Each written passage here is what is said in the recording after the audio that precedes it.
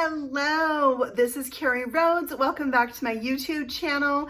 Today I am creating a project with the October Glimmer Hot Foil Kit of the month. It is a super cute set with pumpkins and leaves and perfect for fall. It even has a sentiment with it. It's really a good set because it also has dies that cut out the images. So I asked a question to my Facebook followers asking them what I should make with this kit, and Hope Jones said I should make a framed art piece. So that's what I decided to do, and I've been dying to watercolor. It's a new media for me, and I'm really excited to play with some Arteza watercolors. So I'm combining Glimmer Hot Foil and watercoloring in today's project, plus a bunch of other fun things. So let's get started. For my framed art piece, I am using this clipboard easel with a 6x9 piece of paper on it. This is the insert or art piece that I made for it last year. The stamp set is Forest Feast by Lawn Fawn. I love it. It's so cute. But I thought this year I would make a piece that was a little bit more grown up, a little bit more fancy. So here is my 6x9 piece of watercolor paper. I'm taping it down to a regular clipboard. This is not my easel stand-up clipboard. This one is just a standard clipboard that is something hard I can tape my watercolor paper to. So I'm using painter's tape so that I can easily remove it once I have painted on it, and it will give it that nice border all the way around. Although I don't mind either when the tape kind of seeps under there a little bit. I am going for somewhat of a distressed, shabby look. These are my Arteza watercolors. There is a 36 pan set inside, and they have such a variety of colors. It's shown here on this little insert that came with it, and I use that as a guide for what colors to use, although you could swatch them out as well. So I'm just wetting the entire piece here, and then I'm going to come in with the color Jade Green. I adore this color. It's a little bit aqua. It's fabulous. And what I'm going for here is an ombre type look. So I'm going to be doing several coats of this until I get the look that I want. So I'm going to have it be darker at the top and then getting lighter as I go down towards the bottom. And just repeating this over and over is going to help me achieve that look. And I'm using a wide flat brush because I am covering a large area. Again, this paper is 6x9 inches, so it is quite a big piece. And these streaks that you see as I paint are going to dry back, and you will not notice them as much once it dries because this paper is quite wet that I'm working with here. So just repeating that same process so I can get that really dark look right at the top of the paper. And once I am happy with that, I'm going to wet my brush and then use that to splatter just some plain water onto the paper. And I really like the look that this gives. And you could go ahead and dry this with a heat gun, but I'm just going to set that aside, and we're going to work with the Glimmer Hot Foil set for the month of October. This is the Sunset Harvest set. It has a pumpkin and a pumpkin with leaves, some leaves, and it's just really fun for this. So I put gold foil on top of this and then watercolor paper. I tried doing this with copper foil, which is the foil that comes with this kit, but it did not foil well on the watercolor paper. Not all foils are you going to get the same result with, and I found I got much better results with the gold foil than I did with the copper. So I'm sad I didn't use the foil that came with it, but I really like the results I got on the watercolor paper because you can see the difference there. That one did not foil as well, and I tried multiple times with shims and all different things. But my heart was set on watercoloring my foiled images. So I'm going to foil another set, but I only did one of the largest pumpkin images, and I did 2 of all the other elements. Now, if you get some over foiling, you can come in and easily remove that with a sand eraser like I am doing here. You just want to do it very lightly so it only removes the over foiling and not the foiling that's pressed down into the paper. So now I am going to come in and watercolor all of those elements. So what I learned about watercoloring onto a Glimmer Hot Foiled piece, your watercolor as it goes down is very wet. It can kind of sit on top of the paper in puddles, so to speak. Well, those puddles can dry on top of the foil, and that will cause the foil to not show up as much and not be as shiny. So there are 2 things that I did here while painting these images, and that is to dab my paper towel on and pick up those puddles from the foiled areas, but they're very thin lines. So what I found also worked was to go ahead and just paint my image, trying to avoid the foiled lines as much as I could, but inevitably you are going to get watercolor on them. So what you can do is once this is dry, you can go back with your paintbrush and paint over the foiled lines and then pick that up. So now the only wet part is the part where the lines are, and you are removing the paint from those lined areas instead of the whole piece. So that's my tip for watercolor painting with glimmered images. And you can see here I'm just using some fall colors from this palette so that I have kind of a rusty colored pumpkin, orange pumpkin, and then I'll do some green leaves. And this smallest leaf here I am doing with a yellow color. So there's my 3 really pretty autumn colors, and then the green for the leaves here. I did also use a little bit of brown for the stems, and I'm not really using this video to teach you how to watercolor because I'm not quite an expert on it, but I still love doing it. So I went ahead and die cut out those images that had coordinating dies. This largest one does not have a die, so I am going to go ahead and fussy cut that out, turning the paper with my left hand while I cut with the right. And there you have it. So now I'm going to emboss a sentiment for my I don't even know what to call it, but my Thanksgiving decor piece. I'm stamping that on pumpkin bread cardstock from Fun Stamper's Journey, and then embossing that with white powder. It says, "Gather together, give thanks, eat pie." So perfect.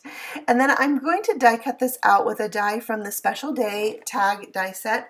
One of my favorite die sets from Fun Stamper's Journey. I use this set a lot. So if you've seen my videos, you've probably seen this set before. So we'll go ahead and die cut that out. And then just to give it some interest, I'm going to sponge this.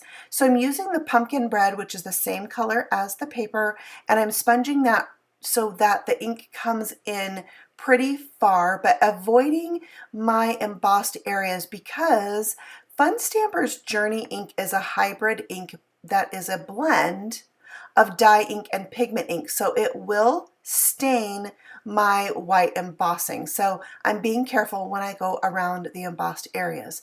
Now with this cocoa powder ink, I'm just doing the very edge, so it's not going in as far as the pumpkin bread, giving it that two-toned look. And this is going to give it the look of a layer without having a layer of paper behind it. Now that my watercolor piece is dry, I'm coming in with this fabulous stencil called Cement Tile. I'm taping that in place, and I'm going to use some modeling paste to decorate the bottom half of this watercolored panel. So I'm spreading this on. I don't want it to be perfectly neat. I kind of want it to be a little bit scratchy and imperfect, and kind of where it's not going to be all the way up. So I'm kind of making it in a U shape, so it's going to come up the sides but not be complete. And that is going to just really add to the bottom of this. And I'm really spreading it thin. I don't want it too thick. I don't want it to be too white, and I want it a little bit messy. So there you have it. It's a gorgeous set. Make sure you are cleaning that stencil off and your palette knife right away. Cover up your modeling paste so it does not dry out, and you'll be good to go. All right, so I have my Cool Pool Silk, my favorite color. It really matches the paint that I painted this with, and I'm going to splatter that. And then I heat set this so that I could move on quickly with finishing this, but you could also set it aside to dry. That took several minutes for me to dry that modeling paste. Now I can remove that painter's tape, and you can see that white edge that is left behind. I love it. And I just love how this looks all by itself. It's a gorgeous background. I love making my own background, so these are the things that make me happy. So cool. All right, so let's bring in our other elements and start laying them out so we can get a feel where all the things are gonna go. I have all my watercolored pieces that are die cut out, and I'm just gonna kind of arrange these how I think I want them to go before going ahead and putting everything in place with adhesive. So once I have that figured out, I will go ahead and stick them down. So the sentiment piece is going to be adhered with some foam squares right there. It's about center, maybe it's actually a little bit closer to the top. So we'll stick that down with plenty of foam squares because we are going on top of textured watercolor paper. So we want to have plenty of adhesive there to hold that in place. Oh, I love this color on top of the aqua background. All right, so we'll glue the other pieces down, and I am not being shy with the liquid glue because I really want to make sure that it's going to stay, because not only are we on top of watercolor paper, but also that modeling paste background. And you can see how the leaves of my pumpkin kind of go up and around my sentiment, kind of like that stenciled background. So I love the flow of that and how it draws your eye up to it. So we're going down all of these elements, and I'm kind of not pushing the pumpkin down until I have my leaves in place. Then I'm going to put an acrylic block over that to help it hold in place. All right, so then we'll do the other side. The same exact thing. I'm not pushing down on that pumpkin until my leaves are underneath and secured. So the last leaf, and then these two small yellow leaves, I'm going to put on with foam squares. So I came back once the other elements were dry, added a foam square to each, and then I'm putting those right where those pumpkins meet. So fun. Now let's dress it up with some accessories. So I have the sweet haystack ribbon. I'm going to tie around the top of this. I love this ribbon. It has such a great woven texture to it. It's lightweight and it just has a real fall feel to it. So I'm going to go ahead and tie that off in a bow. I'm a little bit persnickety about my bows, and so I really play with it and mess with it till I get the bow that I want, adjusting the ends there and the bows until they're even, and so that takes me just a minute because I'm particular about that. But I'll trim off the ends, and when I do, I notice that they fray really easily, so I decided let's just go with that frayed look, and I frayed it out with my finger a little bit and then trimmed off the really messiest parts, and I just love that little frayed end. It really adds to the texture of this piece. And last but not least, I'm bringing in my rainbow drops. These don't look like they match, but they have this great translucency to them so that they pick up the color behind them. So when I put these orange ones on top of my aqua background, it totally looks like that pumpkin bread rusty color. And I loved it so much. So I went ahead and stuck 6 of them down. There's 3 different sizes of each color in this collection of rainbow drops, and they don't have their own adhesive on the back. So I'm using glue dots. They're translucent, so I'm still going to see that color, and they will stick down really good with these glue dots. Now, the rainbow drops are amazing. There's over like 750 pieces in this collection, so you never have to feel like you're gonna run out if you use 6 pieces on one project. I love that. And I actually have several sets of these because, as you can see, I've already used up my purple and blue for a class. So they're a great, great value.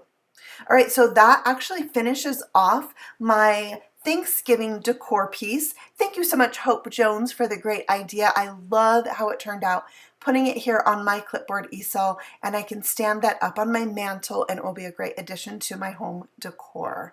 And you can see pictures of it here at the end standing up, so you kind of get a better feel for what this clipboard easel looks like. And you could really put this on any clipboard or a little wooden piece with a clip, or in a frame even. So there you have it. I love when you turn and look at this in the light, you can really catch the shine and glimmer of those hot foiled images and the subtle texture of the modeling paste. It's so gorgeous.